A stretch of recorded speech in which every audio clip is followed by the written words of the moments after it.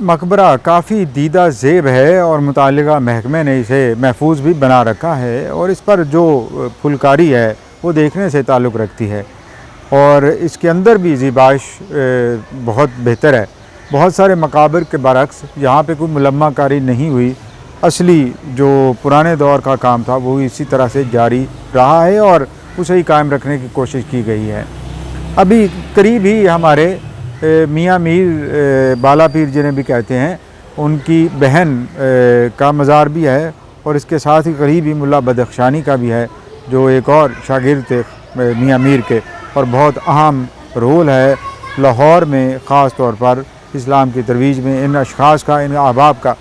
اور جہاں تک ریلیجس ہارمنی یا مذہبی ہم آہنگی کی بات ہے، تو جس طرح داراشکو اور میاں میر اسی طرح بالکل خواجہ بہاری اور ملا بدخشانی نے بھی وہی مذہبی رواداری اختیار کیے رکھی، اور انہوں نے بہت سے ایسے کام کیے جن کی بدولت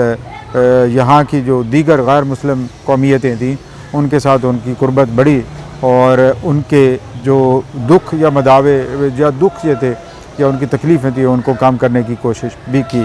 تو یہ ایک طرح سے ایسی مذہبی شخصیات ہیں جنہوں نے دوسروں کو خاص طور پر ان کے لیے بھی اپنے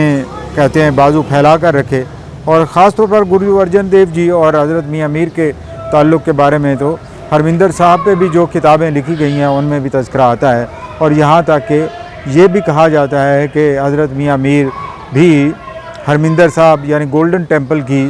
بنیاد رکھنے والوں میں سے تھے، اور ان کو بہت دکھ ہوا تھا جب جہانگیر کے دور میں خاص طور پر گرو ارجن دیو جی کو نشانہ بنایا گیا تھا، اور اس کا انہوں نے اظہار بھی کیا تھا۔ اور بھی بہت ساری کہانیاں، مثلا یہ ہے کہ جہانگیر بادشاہ جب حضرت میاں میر کے پاس حاضر ہوا تو اس کے ساتھ بہت بڑا لاؤ لشکر تھا،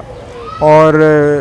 حضرت میاں میر کے دربانوں نے جہانگیر کو اس کے باوجود کہ وہ بادشاہ وقت ہے، شہنشاہ ہے، اسے اندر نہیں آنے دیا تھا اور ملنے بھی نہیں دیا تھا، یہاں تک کہ بادشاہ کو غصہ بھی بہت آ گیا۔ لیکن جب بادشاہ حضرت میاں میر کے حضور حاضر ہوا تو اس نے شکایت بھی کی کہ آپ کے دربانوں نے مجھے اندر نہیں آنے دیا، اور فقیروں کی جو